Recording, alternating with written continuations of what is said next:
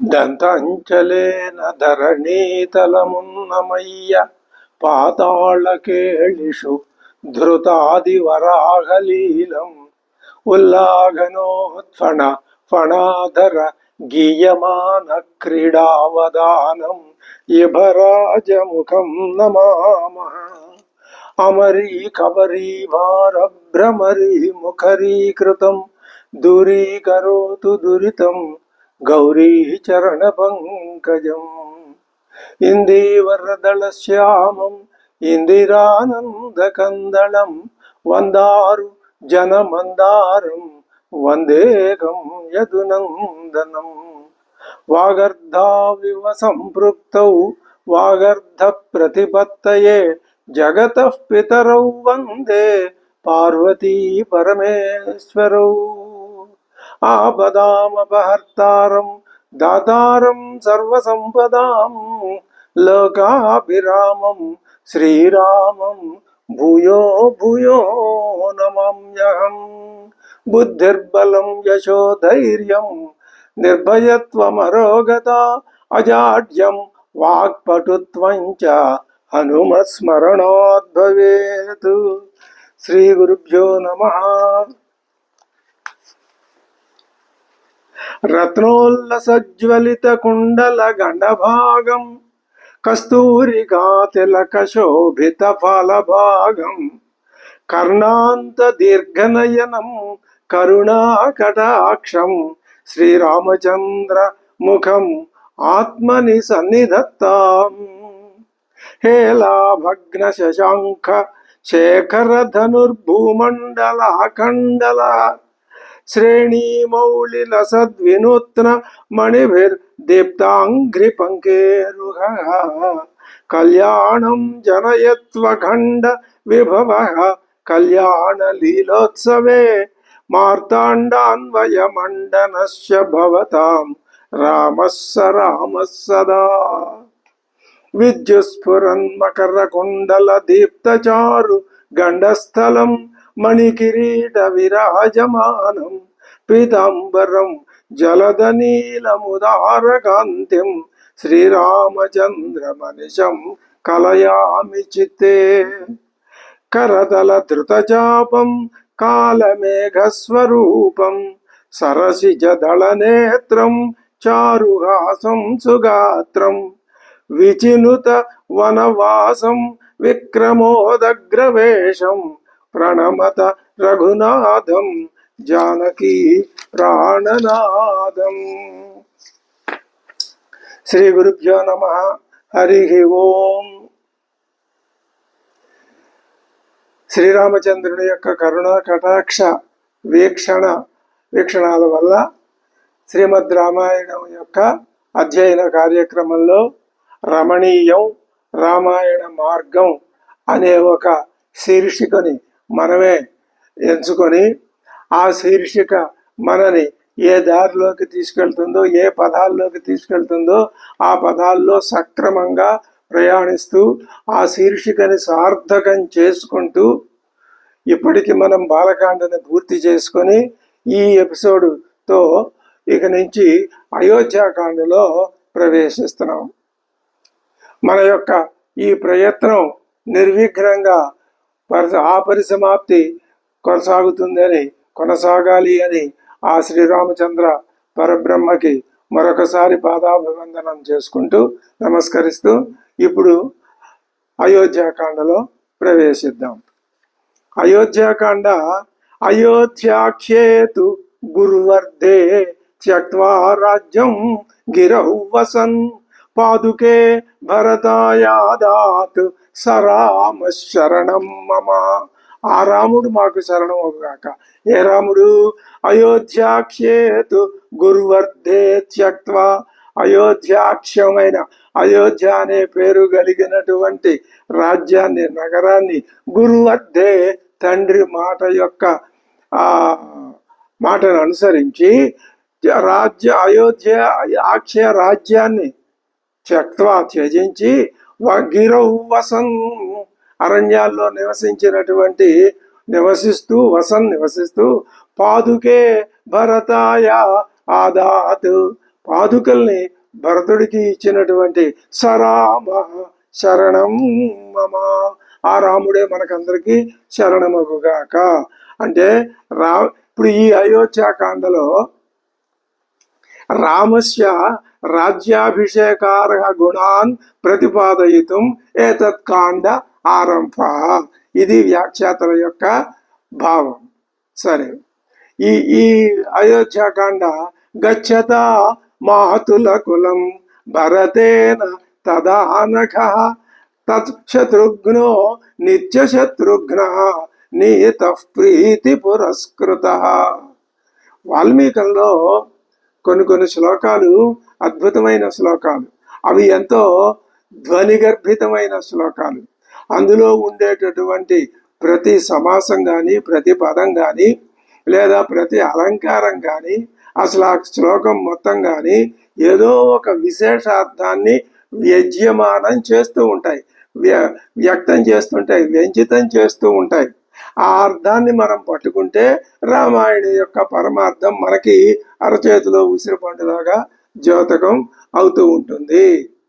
ఇది గచ్చత అనేటటువంటి వర్తమానార్థంతో ప్రారంభమైందని, వెళ్ళుచున్నటువంటి భరతేన, ఎక్కడికి వెళ్తున్నాడు ఆయన అంటే మాతుల కులం, మాతుల కులానికి గచ్చత వెళ్తున్నాడు. అప్పుడు ఆ వెళుతున్నటువంటి ఆ సమయంలో, అది ఎప్పుడు ఏ సమయంలో వెళ్తున్నాడు? పితృభ్రాతృ అనుజ్ఞ అనంతరం. అంతకు పూర్వం బాలకాండ చివరిలో అందరూ సుఖంగా ఉన్నారు. ఒకానొక రోజు ఉదయం దశరథ మహారాజు భరతుడిని పిలిచి, నాయన మీ మేనమామ వచ్చాడు ఇక్కడికి, ఇక్కడి నుంచి మిథిలకు కూడా వచ్చాడు, ఆయన ఇంతకాలం ఇక్కడే ఉన్నాడు, మీ తాతగారు మిమ్మల్ని చూడటానికి పంపించమని చెప్పారు, కాబట్టి నువ్వు మీ మేనమామ గారు అయినటువంటి యోధాదిత్యతో కలిసి ఆ కేకయ్య రాజ్యానికి వెళ్ళవలసింది అని ఆయన చెప్పాడు, ఆజ్ఞాపించాడు. అది తండ్రి యొక్క ఆజ్ఞని శిరసావహించి అప్పుడు గచ్చత వెళ్తున్నాడు. మాతుల కులం వెళ్తూ ఆయన భరతేన, భరతుని చేత శత్రుఘ్న నీత, శత్రుఘ్నుడు కూడా నీత తీసుకొని వెళ్ళబడినాడు. ఇప్పుడు మనకి భరతుడిని మేనమామ కులం కదా, అది భరతుడికి, శత్రుఘ్నుడికి కాదు కదా. శత్రుఘ్నుడు సుమిత్రాదేవి యొక్క కుమారుడు కదా. మరి ఈయనందుకు ఆయనతో వెళ్ళటం అంటే ఇక్కడ సామాన్యులకి కొన్ని సందేహాలు వస్తూ ఉంటాయి. కొన్ని సందేహాలు కాకపోయినా విశేషార్థాలు, అవి స్పష్టంగా మమ్మల్ని గురించి తెలుసుకోండి అని ఆ విశేషార్థాలు మనకి స్వాగతం పలుకుతూ ఉంటాయి. ఇప్పుడు ఆయన ఏమంటున్నాడు? ఆయన చేత శత్రుఘ్నుడు తీసుకొని వెళ్ళబడ్డాడు. శత్రుఘ్నుడు ఎవరయ్యా? శత్రువున్ గ్రంథి హతి గ్రంథి ఇది శత్రుఘ్న. శత్రువుల్ని వధించేవాడు, శత్రువుల్ని పారద్రోలేవాడు, శత్రువుల్ని నిర్మూలించేవాడు. ఎవరా శత్రువులు అంటే ఆయన నిత్యశత్రువ కామాదయ. ఇక్కడ అద్భుతం. అసలు ఆ శత్రుఘ్నుడు అనే పదానికి వ్యుత్పత్తి అర్థం చెప్పడమే ఎంతో అది స్వాభిప్రాయం. ఆ పేరు కూడా వశిష్ఠ మహర్షి ఎలా పెట్టాడు అంటే ఈ ఉద్దేశంతో పెట్టాడు. వేదవేద్యుడైన పరమ పురుషుడు శ్రీ మహావిష్ణువు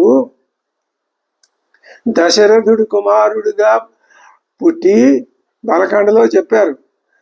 వాళ్ళు దేవతలంతా దశరథుని యొక్క యజ్ఞంలో వాళ్ళు అందరూ వచ్చి సమావేశం పెట్టుకొని బ్రహ్మదేవుని గురించి ప్రార్థించి, మాకు ఈ రావణాసురుడి యొక్క బెడద బాగా ఎక్కువగా ఉందయ్యా, దానికి నువ్వేదో ఒక పరిష్కారం మాకు చెప్పాలి, లేకపోతే అతగాడు మమ్మల్ని బాగా హింసిస్తున్నాడు అని చెప్పుకుంటూ ఉంటే బ్రహ్మగారు వింటూ ఉండగా అక్కడికి శ్రీ మహావిష్ణువు, చతుర్భుజుడైనటువంటి శ్రీ మహావిష్ణువు ప్రత్యక్షమయ్యాడు అని రామాయణమే చెప్తోంది. చతుర్భుజుడైన శ్రీ మహావిష్ణువు, ఆ చతుర్భుజాలు ఆయనవే. ఆయనే 4 బాహువులు. 4 బాహువులు అంటే మామూలుగా లోకంలో మనుషులకు 2 బాహువులే, కానీ ఇక్కడ శ్రీ మహావిష్ణువుకి 4 బాహువులని ఎందుకు చెప్తున్నారు? ఆయన శంఖ చక్ర గద ఈ ఆయుధాలు ధరించాడు కాబట్టి ఆయనకి 4 చేతుల్లోనూ 4 ఆయుధాలు ఉన్నాయి కాబట్టి ఆయనకి చతుర్భుజుడు అని పేరు వచ్చింది. ఆ చతుర్భుజాలే ఆయన ఒక్కడే 4 మూర్తులుగా అవతరించాడు. ఆ ఆ 4 అనే తత్వం ఇక్కడ 4 సోదరులుగా, సోదరుడు 4 అని పేరే గాని ఆయనే 4 సోదరులు. ఆయనకి 4 సోదరులకి భేదం లేదు. 4 దారులు కాదు, 4 వేరు కాదు, 4 ఒకటే. పేర్లు తేడా, వివాహాలు తేడా, చారిత్రం తేడా, అన్ని భేదమే. లోకం భేదంతో కూడుకున్నదేగా. అసలు ఈ లోకం ఎందుకు వచ్చింది? ఎందుకు మనం సృష్టించుకున్నాం? శ్రీ మహావిష్ణువు సృష్టించాడా లేకపోతే ఆ పరమాత్మ సృష్టించాడా? ఎవ్వరూ సృష్టించాల. పరమాత్మకి ఏం పని లోకాన్ని సృష్టించాల్సిన అవసరం ఆయనకేమి? ఆయన నిత్య సత్య స్వరూపుడు, సచ్చిత్ స్వరూపుడు. సత్యస్వరూపుడు అని ఉత్వడుములు చేర్చి మనం చెప్తున్నామే కానీ దానికి ఆ భేదం కూడా లేదు. అది సర్వజ్ఞమైన తత్వం. ఈ మాట కూడా ఆ తత్వాన్ని చెప్పలేదు. అయినా సరే మనకు ఉన్నది ఆయుధాలు ఇవే కాబట్టి వీటితోటే చెప్పుకుంటాం. అటువంటి తత్వానికి లోకాన్ని సృష్టించాల్సిన అవసరం ఏమొచ్చింది? ఆయనకి లేదు. మరి ఎవరు సృష్టించారు? దీనికి జవాబు మనం చెప్పుకుంటే ఆశ్చర్యం కలగవచ్చు. ఎంత ఆశ్చర్యం కలిగినా, ఎంత విస్మయం కలిగినా, ఎంత అపనమ్మకం కలిగినా జవాబు మాత్రం ఖాయం. ఏమిటది? ఈ లోకాల్ని ఎవరు సృష్టించారు? ఎవరు సృష్టించుకున్నారు? ఈ జీవుడే సృష్టించుకున్నాడు. జీవుడెవరు? పరమాత్మే. పరమాత్మ యొక్క ఆభాస ప్రతిబింబం. కాబట్టి ఇప్పుడు ఆ పరమాత్మ సృష్టించాడు అని చెప్పి సదేవ సౌమ్యేదమగ్రాసీత్, అది ఆ తర్వాత ఈ లోకాన్ని సృష్టించింది, ఆ సత్తే ఈ విధంగా మారింది అని ఉపనిషత్తు చెప్తోంది. అంటే అర్థం సత్తే ఈ లోకంగా మారి దాన్ని అందులో తాను ప్రవేశించింది అని ఈ విధంగా చెప్తున్నది. అంటే ఇదంతా జీవుని యొక్క సృష్టే. ఈ శరీరం ఎవరు సృష్టించారు? ఎవడి శరీరధారో వాడే సృష్టించుకున్నాడు, మరొకరెవ్వరూ సృష్టించలేదు. ఈ మాట చెప్పేసరికి మనకు చాలా ఆశ్చర్యం కలిగి ఏమనిపిస్తుంది అంటే, నా శరీరాన్ని నేనే సృష్టించుకున్నానా? నేను తెలిస్తే నేనెందుకు సృష్టించుకుంటాను? ఇలా ఎందుకు సృష్టించుకుంటాను? ఇంతకంటే బాగానైనా సృష్టించుకుంటారని ఒకరంటే, అసలు సృష్టించుకోకుండానే ఉంటారని మరొకరంటే, ఇలా అనేక రకాల అభిప్రాయ భేదాలు వస్తాయి. కానీ వేదాంతం చెప్పేటటువంటి పరమ అర్థం, పరమ రహస్యం ఏమి అంటే, ఈ శరీరాలన్నింటినీ, ఈ లోకాలన్నింటినీ జీవుడే సృష్టించుకున్నాడు. మరి సృష్టించుకున్నాడు సరే, ఏదో ఒక వాదం కోసం మేము ఒప్పుకుంటాం. మరి ఈ సృష్టించుకుని ఏమిటి దీంట్లో? దీని యొక్క పరిణామం ఎలా ఉంటుంది? దీని ఫలితం ఏమిటి? దీని యొక్క చిట్ట చివరిగా వచ్చే లక్షణం ఏమిటి అంటే, ఎవరు సృష్టించుకున్నారో వాళ్ళే పోగొట్టుకోవాలి, మరి వేరే ఎవరో వచ్చి పోగొట్టరు.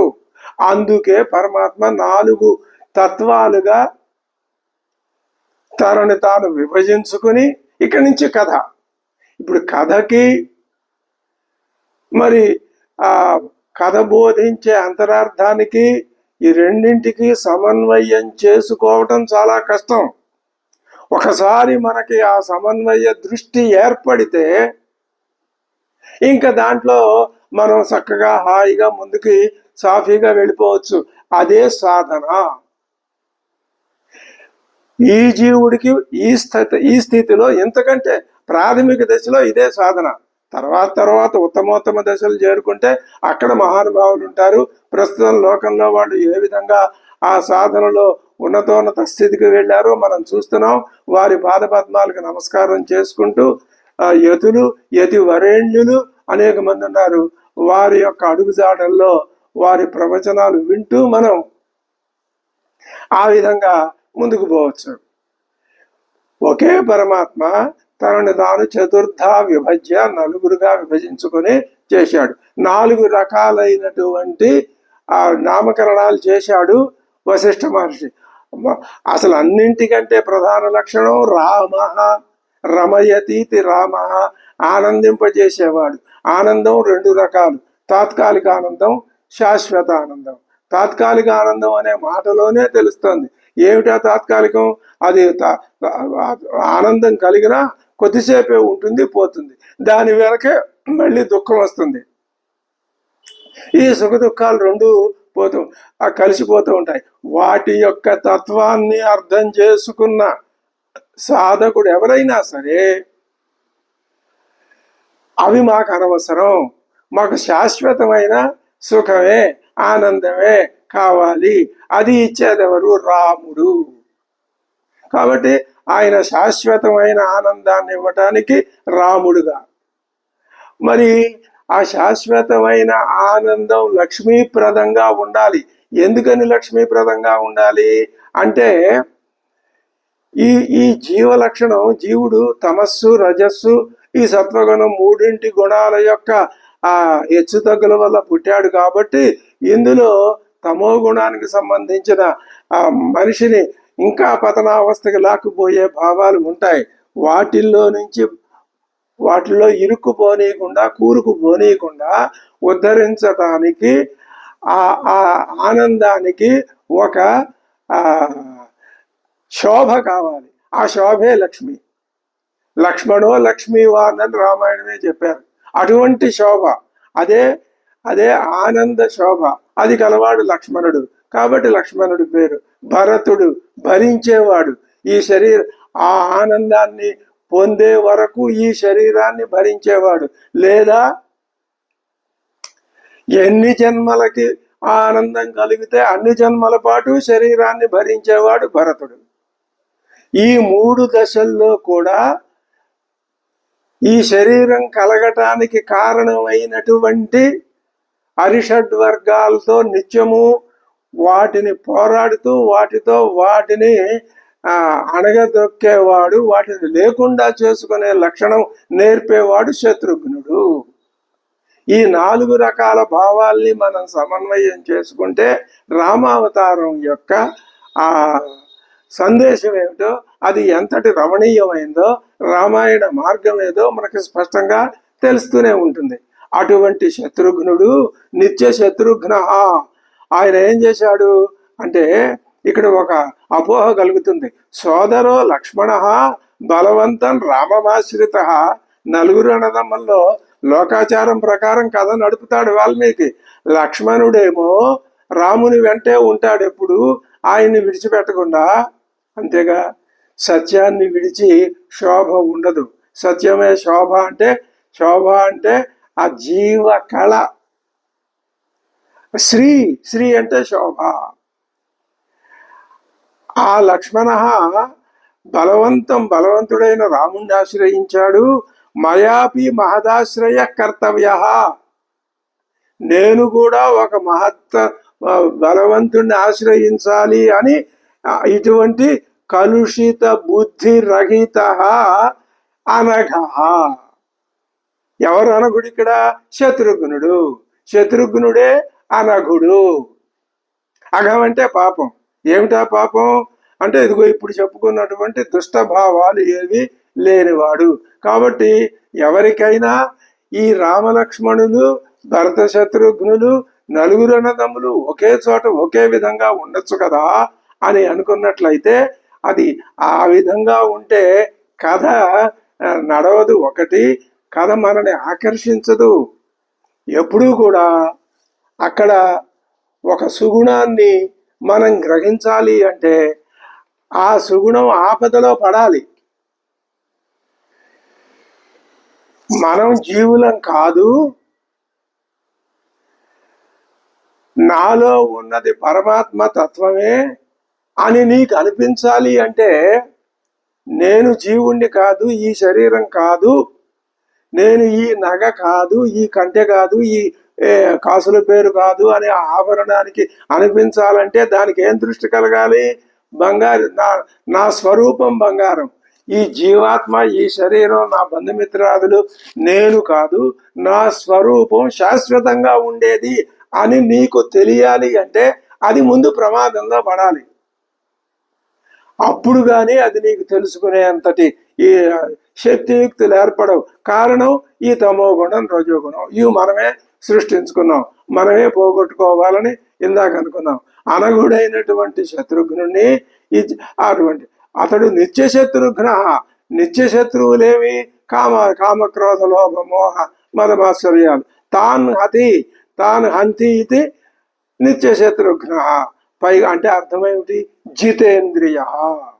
రాముడు జితేంద్రియుడు, లక్ష్మీవర్ధనుడు, భరించేవాడు. ఈ 4 కలిపితే ఒక పరమాత్మ యొక్క సంపూర్ణమైనటువంటి గుణము. అలాగే ఇప్పుడు ఎక్కడికి వెళ్తున్నాడు భరతుడు? కేకయ దేశానికి వెళ్తున్నాడు. జితేంద్రియ. అది దృష్టి చిత్తాపహారిణి రామే ఆసక్తం చక్షురింద్రియం నిగృహ్య భరతేన సహా గతత్వాత్ జితేంద్రియ అని ఇంకొక వ్యుత్పత్తి కూడా చెప్పారు వ్యాఖ్యాతలు.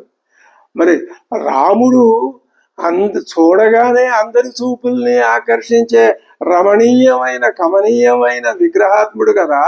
ఆయన్ని విడిచిపెట్టి ఎలా పెడుతున్నాడు అంటే ఈయన జితేంద్రియుడు కాబట్టి ఆ జితేంద్రియ లక్షణం ప్రకారం ఈయన నిత్య శత్రుఘ్నుడు కాబట్టి ఆ విశేషణాలు అందులో వేశాడు. ఇంకొక మాట కూడా చెప్పాడు. ఏమని? గచ్చతా మాతుల కులం భరతేన తదానఘ శత్రుఘ్నో నిత్య శత్రుఘ్న నీత ప్రీతి పురస్కృత. దళ సార్థక్యం అంటే ఇదే. అంటే శ్లోకంలో ఉన్నటువంటి ప్రతి సమాసం ఎంతో భావగర్భితం, అర్థవంతం. అప్పుడు అవి గ్రహిస్తే ఆ శ్లోకం యొక్క ఇలాంటి శ్లోకాలు చాలా ఉన్నాయి వాల్మీకి రామాయణంలో. ఆ శ్లోకాలన్నింటినీ మనం ఒక చోట ఒక దండగుచ్చి ఒకసారి ఒక ఎపిసోడ్లో ఆ పారాయణం పెట్టుకోవాలి. మనం బాలకాండ పూర్తి చేసుకున్నాం కాబట్టి త్వరలోనే బాలకాండలో ఉన్నటువంటి ఇటువంటి ముఖ్యమైన శ్లోకాలు. అయోధ్యాకాండ ఈ శ్లోకంతో ప్రారంభమవుతోంది. అయోధ్యాకాండలో రాబోయే శ్లోకాలు చాలా అద్భుతమైన శ్లోకాలు. ఇంకా వాటి యొక్క గొప్పతనం, అన్ని శ్లోకాలు గొప్పవే. మరి ప్రత్యేకించి ఈ వివక్ష ఎందుకు చెప్తున్నారు మీరు అంటే అది వివక్ష కాదు, ఇంకొంచెం ప్రత్యేక దృష్టితో చూడండి అని. అదీగాక ఇంకొక విషయం, మనం పెద్దల అడుగుజాడల్లో వెళుతూ ఉంటాం కదా. రామాయణాన్ని ఎంతమంది మహానుభావులు చెప్పారు, ఎంతమంది చెప్తున్నారు, ఎంతమంది చెప్పబోతారు. అందరూ కూడా 24,000 శ్లోకాల్ని ఉదాహరించటం కష్టసాధ్యం. అందుకని పెద్దలు ఏం చేస్తారు, ఏ శ్లోకాల్ని ఎన్నుకొని వాటిని ప్రధానంగా వాటి అర్థాన్ని గనక మనం చెప్పినట్లయితే ఆ కాండ లేకపోతే ఆ ఘట్టం అర్థం సంపూర్ణంగా మనం శ్రోతలకి అందియగలమో అటువంటి శ్లోకాలు ఏరుకుంటారు వాళ్ళు. అలా ఏరుకోబడిన శ్లోకాలు మనం కూడా ఏరుకొని వాటిని ఒకసారి మనం పారాయణ చేసుకుని వాటి విశేషాలు చెప్పుకుందాం. రామాయణ అధ్యయనం ఒక నిరంతరం జరిగే కార్యక్రమం. ఇలా జరగటం వలన మనసు, ఇప్పుడు మనం ఒక పని చేస్తున్నాం, రోజుకి కనీసం ఒక అరగంట పైన ఒక గంట లోపో రామాయణం వింటున్నాం. వింటే ఏమవుతుంది, ఆ విన్నదాని యొక్క ప్రభావం అంతటితో ఈ చెవులోంచి ఈ చెవులో అనే విధానంలో పోదు. అది రామాయణంలో ఉన్న గొప్పతనం. మన యొక్క మనస్సుని పట్టేస్తుంది, ఆకర్షిస్తుంది. ఆకర్షించి వదిలేస్తే అందులో విశేషం ఏముంటుంది? ఉండదు. అందులో ఉన్న ఆ మార్గాన్ని మనం వెతికి పట్టుకుంటున్నాం కాబట్టి మనస్సుకి ఒక రోజు కాకపోతే మరొక రోజైనా, ఒక సందర్భంలో కాకపోతే మరొక సందర్భంలో అయినా ఈ మార్గంలో నేను ప్రయాణించాలి అనే ఒక ఆసక్తి కలుగుతుంది. ఆ కలిగేంత వరకు, మోక్షం వచ్చేంత వరకు తపస్సు చేయాలి. ఎంతకాలం తపస్సు చేయాలి అంటే మరి ప్రస్థానత్రయం ఎంతకాలం మనం అధ్యయనం చేయాలి అంటే మోక్షం వచ్చే వరకు, ఈ విదేహ ప్రాప్తి, ఈ శరీరం పడిపోయే వరకు అది వింటూ శ్రవణం చేయాల్సిందే. మననం చేసుకుంటూ ఉండాల్సిందే. మరి ఈ శ్రవణ మనలాలు మన యొక్క పూర్వజన్మ సుకృతం వలన మనని మిగిలిన సమయంలో ఎంతో కొంత సమయం నిధిధ్యాసలోకి తీసుకువెడితే ఇంకా అంతకంటే అదృష్టం మరొకటి ఉండదు. ఈ కార్యక్రమంలోనే ఉండటానికి ఈ రామాయణ శ్రవణం, నిత్యం చేసే రామాయణ శ్రవణం కానీ, నిత్యం చెప్పుకునే రామాయణ అధ్యయనం కానీ మనకి ఎంతో ఉపయోగపడతాయి. ఇప్పుడు చెప్తున్నాడు, గచ్చతా మాతుల కులం భరతేన తదానఘా శత్రుఘ్నో నిత్య శత్రుఘ్న నీత ప్రీతి పురస్కృత. తమ్ముడు రా, నువ్వు నాతో వెళ్ళిపోదాం అని ఆయన అలా అలా అనలేదు. నీత తీసుకొని వెళ్ళబడ్డాడు, అంటే తీసుకుని వెళ్ళాడు. ఆయన ఎలా తీసుకుని వెళ్ళాడు? ప్రీతి పురస్కృత, ప్రీతి పురస్కృతుడుగా అంటే భరత విషయ స్నేహేన పురస్కృత ప్రీతి ప్రేరిత ఇత్యర్థ. భరతుడికి శత్రుఘ్నుడికి తన మీద, భరతుడి మీద స్నేహం ఉంది కాబట్టి ఆ స్నేహాన్ని ఆలంబరంగా, శత్రుఘ్నుడికి అందరి మీద స్నేహం ఉంది, లక్ష్మణుడికి అందరి మీద స్నేహం ఉంది, రాముడికి అందరి మీద స్నేహం ఉంది. కానీ కథ కోసం, కథ ఇలా జరగాలి. ఇప్పుడు ఎందుకండి నలుగురు ఉన్నారు, ఇప్పుడు మనకు ఒక అనుమానం వచ్చి తీరుతుంది. అసలు ఈ భరతుడి ప్రయాణమే అనవసరం. మేనమావతో మావయ్య నేను ఇప్పుడు రానులే, తర్వాత వస్తాను అని అంటే ఇలాంటివన్నీ కుశంకలు అంటారు. ఈ కుశంకలు కూడా ఒక్కొక్కసారి మనకు ఉపయోగపడతాయి. ఎందుకు? సరైన జవాబు మనకి తోసిబడయ్యేందుకు. ఆయన అలా అంటే రామాయణమే లేదు. రామాయణం ఎంత చాకచక్యంగా కథని నిర్వహించాడంటే అది అద్భుతం. మళ్ళీ అప్పటి నుంచి ఇప్పటి వరకు ఇటువంటి కథా సంవిధానం ఉన్నటువంటి కావ్యం లేదు. ఇక్కడ భరత శత్రుఘ్నులు ఉండడానికి వీల్లేదు. వాళ్ళిద్దరూ వేరే వెళ్ళాలి. ఉంటే ఏమవుతుంది? కథ ముందుకు జరగదు. అప్పుడు అసలు ఆ లక్ష్మణుడే కాదు, అన్నయ్య నేను నీతోనే వస్తాను, మా అమ్మ మాట నేను వినను ఆయన వెంటనే అంటే ఇక్కడ రాజ్యాన్ని పరిపాలించేది ఎవరు? ఇవన్నీ ఏమి తోసక చెప్పుకునే మాటలు తప్ప. ఇక్కడ భరతుడు కేకయ రాజ్యానికి శత్రుఘ్నుడిని కూడా తీసుకువెళ్ళటం కోసమే వాళ్ళిద్దరు అనేటటువంటి ఒకనొక అపప్రథ లేదా ఒక సదాచారం లోకంలో వచ్చింది. దాన్నే గ్రంథస్థం చేస్తున్నాడు వాల్మీకి. ప్రీతి పురస్కృత నీత భరత నిర్బంధేన గమన శంఖ నివారిత. అది ప్రీతి పురస్కృత అంటే అర్థం ఏంటి? ప్రేమతో ఆయన్ని తీసుకెళ్ళాడు, అంతేగాని నిర్బంధంగా తీసుకుని వెళ్ళలేదు. అసలు ఎంతో ఒక్క చిన్న మాటతో, ఒక అనుష్ఠుపు శ్లోకంలో ఎంత అద్భుతమైన భావాన్ని భరతుని గురించి ఏమీ చెప్పలా.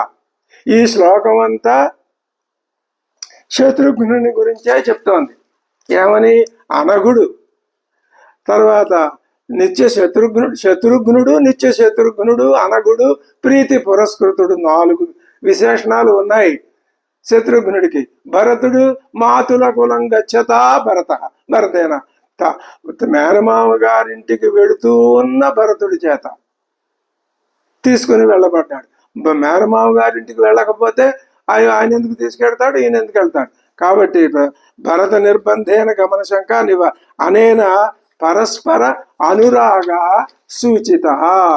అది అంటే ఈ విధంగా మొట్టమొదటి శ్లోకంలో వాల్మీకి ఈ ఇంతటి అద్భుతమైనటువంటి భావన పటిమని కల్పించేటటువంటి గచ్చతా మాతుల కులం భరతేన తదానఖ శత్రుఘ్నో నిత్య శత్రుఘ్న నీత ప్రీతి పురస్కృత సతత్రన్యవసద్భ్రాత్రా సహ సత్కార సత్కృత సహ తత్ర న్యవసతు. ఆయన అక్కడే ఉన్నాడు. ఎక్కడ తత్ర అంటే మాతుల కులంలో సహా భరతుడు భ్రాత్రా సహా న్యవసతు. కొన్ని శ్లోకాలు మనం చక్కగా ప్రతిపదానికి అర్థం. భరతుడు భ్రాత్రా సహా సోదరునితో సహా సత్కృత సత్కారముల చేత సత్కరింపబడుతూ ఉన్నవాడై, ఎవరి చేత సత్కృత సత్కరింపబడుతున్నవాడు ఎవరి చేత, మాతులేనా అశ్వపతినా, ఆయనకి అశ్వపతి అని పేరు. ఆ గుర్రాల సంఖ్య, గుర్రాల సైన్యంలో గుర్రాల సంఖ్య అధికం, వాటి యొక్క పరాక్రమం చాలా ఎక్కువ, అది వాటికి ప్రాముఖ్యత ఎక్కువ. అటువంటి మాతులేనా సత్కృత. ఏమిటా సత్కారాలు అంటే అనేకమైనటువంటి విలువైన ఆభరణాలు, మరి ఇంకా భోజన భాజనాలు, ఇంకా ఈ గుర్రాలు ఈ మొదలైనవి, వజ్ర వైఢూర్యాలు, రత్నాలు, అనేక కానుకలు మేనల్లుడికి ఇస్తున్నాడు. ఆయన గౌరవిస్తున్నాడు. వీళ్ళు ఆయన యొక్క గౌరవాన్ని అందిపుచ్చుకుంటున్నారు. ఆయన కేవలం మేనల్లుడు అనేటటువంటి ఆ భావంతో చూడలేదు. ఇలాగ ప్రీతి పురస్కృతంగా పుత్ర స్నేహే నలాలిత, కొడుకులాగా చూసుకున్నాడు. కాబట్టి వీళ్ళకి కాలం హాయిగా చక్కగా గడిచిపోతుంది. తత్రాపి, అయితే ఇంత సుఖంగా అక్కడ ఉంటూ ఉన్నా కూడా వాళ్ళ మనస్సుల్లో వాళ్ళెవరు, రాముని యొక్క తమ్ముడు. రాముడెవరు, దశరథునికి దశరథుని తండ్రిగా ఎంచుకొని వచ్చిన మహావిష్ణువు. కాబట్టి రాముడి మనస్సులో ఏముందో, రాముడే చతుర్థ విభజ్య అని చెప్పుకున్నాం. రాముడి మనసులో ఏది ఉందో అదే వీళ్ళ మనసుల్లో ఉంటుంది. కథ ఎక్కడ ఏది చెప్పాలో అలా చెప్తుంది. కాబట్టి రాముని కంటే భిన్నమైన వాళ్ళు కాదు మిగిలిన ముగ్గురు. ఇది మనం అర్థం చేసుకోవాలి. అయితే తత్రాపి నివసంతౌ తౌ తర్ప్యమాణౌ చ కామత, వాళ్ళు చక్కగా ఏ విధమైన లోటు లేకుండా వాళ్ళు తర్ప్యమాణౌ సంతృప్తిగా వాళ్ళు కాలం గడుపుతూ ఉన్నా, భ్రాతరౌ అన్నదమ్ములిద్దరు స్మరతాం స్మరిస్తూనే ఉన్నారు. ఎవరిని, వృద్ధం దశరథం నృపం, వృద్ధుడైనటువంటి రాజుగారైనటువంటి దశరథుడు తమ తండ్రి గారు, మా తండ్రి గారు ఎలా ఉన్నారు, ఆయన అసలే వృద్ధులు మరి అని తండ్రిని గురించిన ఆలోచన వీళ్ళకి స్మరించుకుంటూనే ఉన్నారు, ఆ బెంగ పెట్టుకునే ఉన్నారు. అయితే మరి వీళ్ళే అనుకుంటున్నారులేండి, ఆ తండ్రి గారు ఏం అనుకోవట్లేదని అలా అనుకోవటానికి లేదు. ఆ మాట చెప్తున్నారు. రాజాపి తౌ మహాతేజా సస్మార ప్రోషితౌ సుతౌ, ప్రోషితులు దేశాంతరంలో ఉన్నారు. ఇద్దరు కొడుకులు తన ఎదురుగుండా ఉన్నారు, మరొక ఇద్దరు కొడుకులు దేశాంతరంలో ప్రోషితులుగా ఉన్నారు. వాళ్ళని సస్మార, వీళ్ళేమో స్మరతాం, ఆయన సస్మార, ఆయన స్మరించుకుంటూనే ఉన్నాడు. ఉభౌ భరత శత్రుఘ్నౌ మహేంద్ర వరుణోపమౌ, దేవేంద్రుడు వరుణుడు దిక్పాలకులు లాంటి వాళ్ళు ఆ ఇద్దరు కుమారులు, వాళ్ళని ఆయన తలుచుకుంటూనే ఉన్నాడు. సర్వ ఏవతు తస్యేష్ట చత్వార పురుష ఋషభా. ఏమంటే మేము 2-3 శ్లోకాల్లో వీళ్ళిద్దరు వెళ్ళారు, వెళ్ళిన వాళ్ళని పంపించమని చెప్పింది, వెళ్ళండి అని చెప్పింది ఆయనే, మళ్ళీ వాళ్ళనే తలుచుకుంటున్నాడు. అంటే వీళ్ళని తలుచుకోవట్లేదా, వీళ్ళు ఎదురుకుండా కళ్ళ ఎదురుకుండానే ఉన్నారు.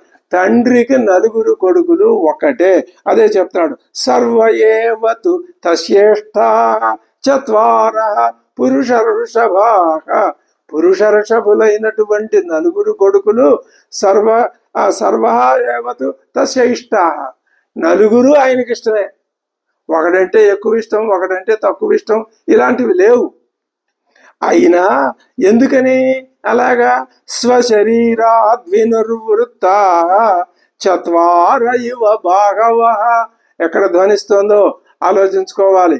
ఆ పుట్టినటువంటి విష్ణువు యొక్క తేజం ముందు దశరథుడిలో ప్రవేశించి, ఆ దశరథుని తేజం పాయసం రూపంలో ఆ తల్లుల గర్భంలో చేరింది. కాబట్టి ఆ విష్ణు వంశం దశరథుడిలో ఉంది. అది ఎలా ఉంది, చత్వార ఇవ భాగవ, ఆయన మహావిష్ణువు చతుర్భుజుడు, ఈయనకి 4 కుమారులు కలిగారు.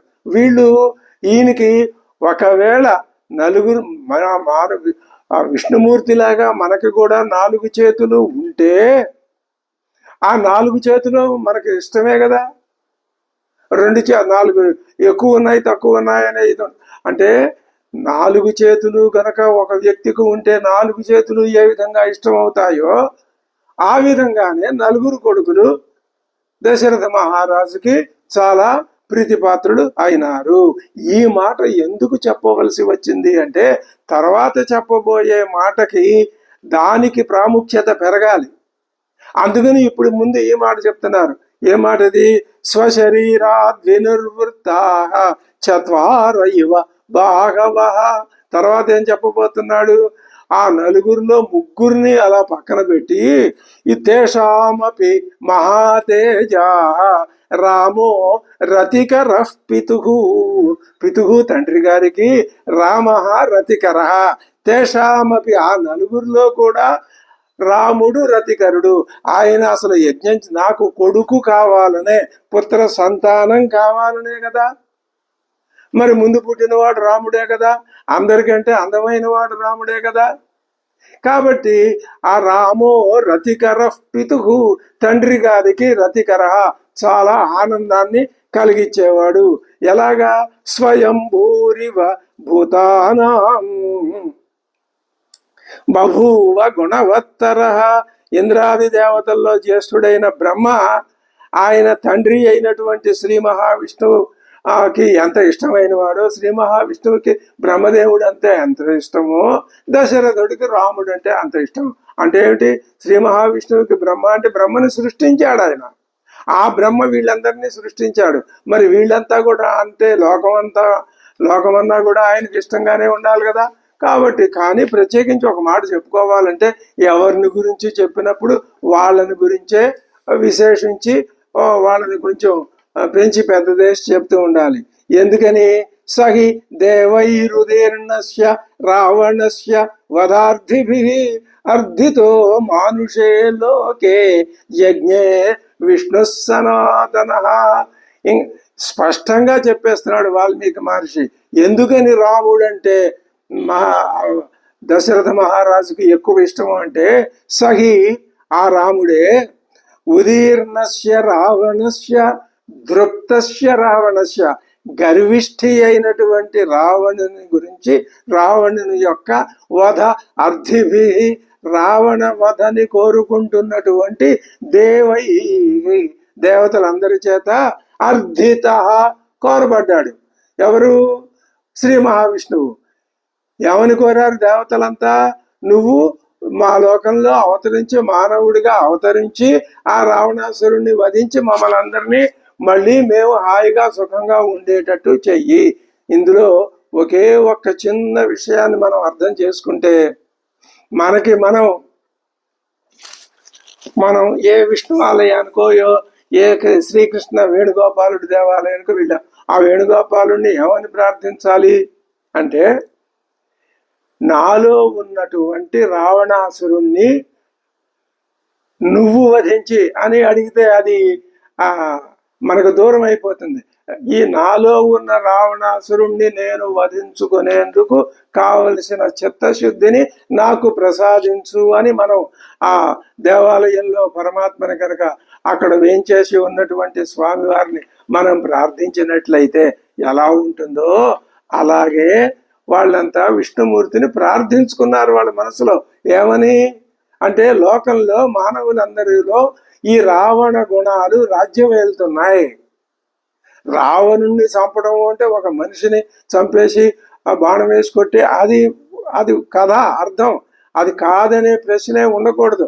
కానీ దాన్ని మనం ఒకసారి అలా మనసులో దాన్ని పక్కన పెట్టి ఆలోచించుకుంటే రావణుడి గుణాల్ని పోగొట్టుకుంటే రావణుడిని సంహరించినట్లే. ఇది ఇలా అనుకోవటంలో తప్పే ఉంది. ఇలా అనుకోవటంలో తప్పు లేకపోగా మన యొక్క మార్గం సుగమం అవుతుంది. మన యొక్క దీక్ష సడలిపోదు. మన కోరిక నెరవేరే సమయం కూడా మనకు చక్కగా అనుకూలం అవుతుంది.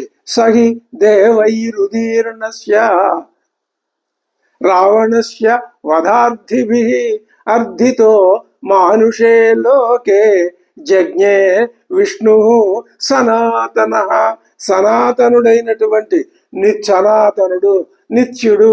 విష్ణుతత్వం నిత్యం, జీవతత్వం దీని ఆది ఎప్పుడో తెలియదు కానీ అంతం మాత్రం ఉంది. ఎప్పుడంటే నువ్వు ఎప్పుడు తలుచుకుంటే అప్పుడు, నువ్వెప్పుడు పోగొట్టుకుంటే అప్పుడు. ఎప్పుడు ప్రారంభమైంది, ఎప్పుడు ప్రారంభమైందో అప్పుడు తెలుసు, తెలియదు. సహిదేవైరుదీర్ణస్య రావణస్య వధార్థిభి అర్థితో మానుషే లోకే జజ్ఞే విష్ణు సనాతన.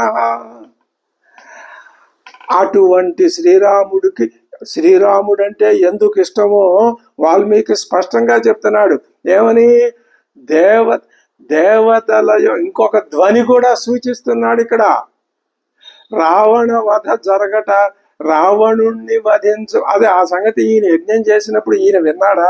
ఈయనకి ఎవరైనా చెప్పారా? ఆ యజ్ఞంలో 2 రకాలైనటువంటి సమావేశాలు జరిగినాయి. ఇక్కడ కళ్ళ ఎదురుగుండా కనిపించే రాణులు, రాజుగారు, మానవులు, మంత్రులు, ఋషులు, ఇదంతా మానవలోకం. కానీ ఆ యజ్ఞంలోనే దేవలోకం, దేవతలంతా వచ్చారు, విష్ణువు వచ్చాడు, అందరూ దేవతలు వచ్చారు. అది వీళ్ళకి కనపడదు, వీళ్ళంతా వాళ్ళకి కనపడతారు. ఇది అద్భుతమైన కల్పన. ఇది మనస్సులో భావన చేసుకోవచ్చును. దీని గురించి ఇంతకంటే ఇంకా ఎక్కువ మనం వివరించుకోవటం అందులో పెద్ద ప్రయోజనం ఉండదు, భావించుకోవటం వరకే. అదే అటువంటి శ్రీ మహావిష్ణువు యొక్క అవతారమై రావణ వధకి జన్మించినటువంటి రాముడు అంటే ఈయనకి ఎక్కువ ఇష్టం. ఆ రాముడు ఇష్టము అంటే రాముడితో పాటు ముగ్గురు ఇష్టమే. అక్కడ పరిచ్ఛిన్నత్వం అనేది ఉండదు. ఇది ఇంతవరకు రాముడికి, దశరథుడికి రాముడు ఎందుకు ఇష్టమైన వాడో చెప్పాడు. ఇంకా తర్వాత ఉపాఖ్యానంలో ఆ రాముడిని గురించి చెప్తూ ఆ రాముని యొక్క గుణగణాలని వర్ణించటానికే, రాముని యొక్క రాజ్యపాలన అర్హతను వర్ణించటానికే అయోధ్యాకాండాన్ని ప్రారంభించారని వ్యాఖ్యాతలు చెప్పారు కదా. కాబట్టి ఆ భావాలను మనం తర్వాత ఎపిసోడ్లో తెలుసుకుందాం. అంతవరకు స్వస్తి. శ్రీ గురుభ్యో నమః. హరి ఓం.